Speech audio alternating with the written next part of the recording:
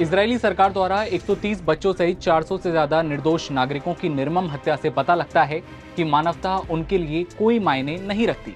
Israeli सरकार जितना ज्यादा आपराधिक तरीके से काम करती है, उतना ही वे खुद को कायर साबित करते हैं।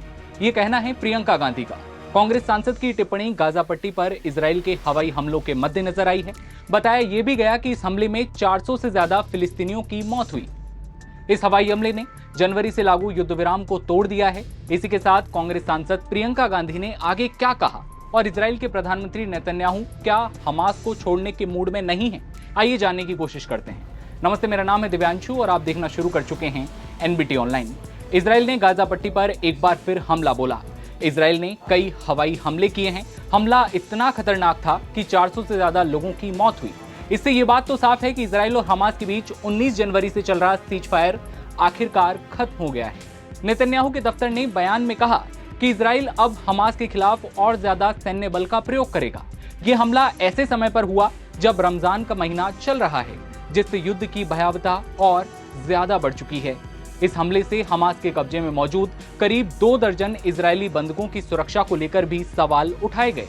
इसी बीच गाजा पर हुए इजरायली हमलों की कांग्रेस सांसद प्रियंका गांधी ने जमकर आलोचना की। उन्होंने इसे मानवता के खिलाफ बताया।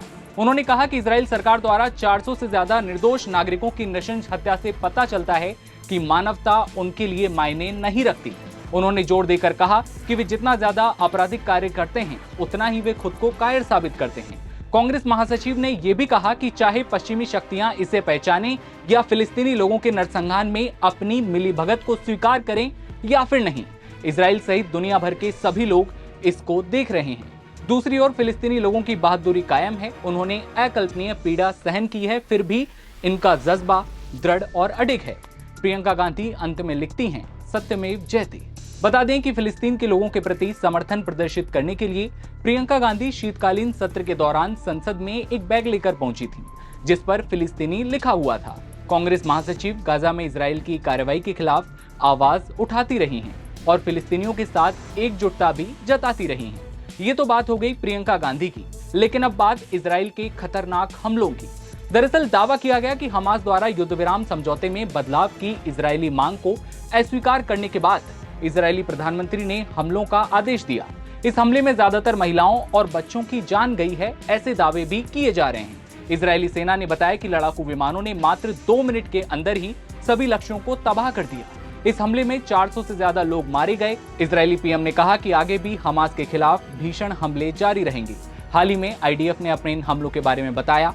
उन्होंने लिखा कि आईडीएफ और आईएसए गाजा में हमास और फिलिस्तीनी इस्लामिक जिहाद आतंकवादी संगठनों से संबंधित आतंकी ठिकानों पर हमला जारी रखे हुए हैं। पिछले कुछ घंटों में जिन ठिकानों पर हमला किया गया है, उनमें आतंकवादी सेल, लॉन्च पोस्ट, हथियारों के भंडार आदि शामिल हैं। आईडीएफ ने यह भी कहा कि आईडीएफ ने रात में उत्तरी गाजा में हमास के सैन्य ठिकानों पर हमला किया, जहां इजरायली क्षेत्र पर प्रोजेक्टाइल दागने की तैयारी की जा रही थी।